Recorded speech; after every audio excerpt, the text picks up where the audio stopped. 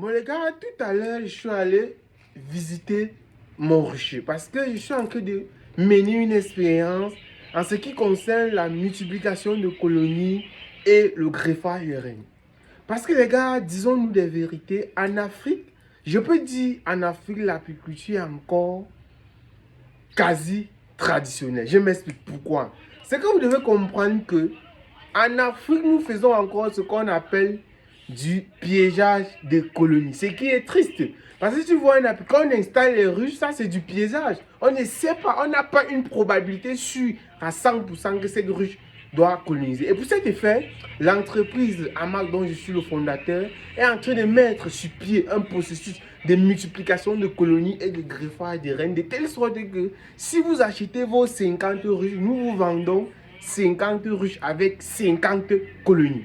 Parce que, disons-nous les vérités, quand j'ai vu les statistiques de production mondiale en termes de miel dans le monde entier, l'Afrique n'a que produit 8% de toute la quantité de miel produit en 2027. Quand j'ai vu ces statistiques, j'ai eu froid. Avec tout le potentiel apicole que l'Afrique, parce que parmi tous les continents, l'Afrique a le plus grand potentiel apicole. Mais nous sommes les derniers en termes de production parce que nous effectuons encore une apiculture quasi traditionnelle. Disons-nous les vrais, j'ai dit cela traditionnel parce qu'on est encore limité.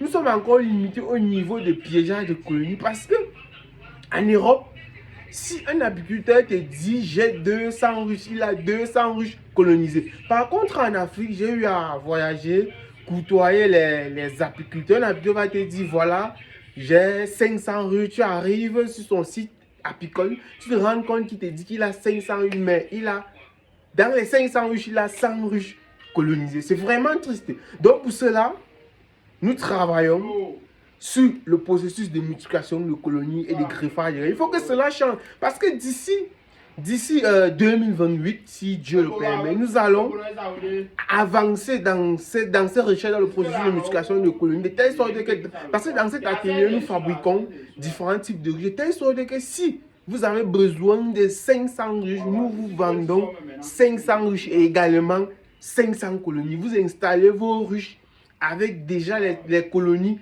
introduites dans vos... Donc, c'est dans cette lancée que l'entreprise Amac est en train de travailler. Donc, avec mon équipe, nous avons commencé des expériences. Les expériences marchent plutôt bien. Mais nous sommes encore à un niveau très limité. Nous produisons moins de 10 colonies par mois. Et cela est peu parce qu'on doit, d'ici 2020, on doit avoir la capacité de produire plus de 5000 colonies par mois. Donc, les gars, changeons la donne des choses.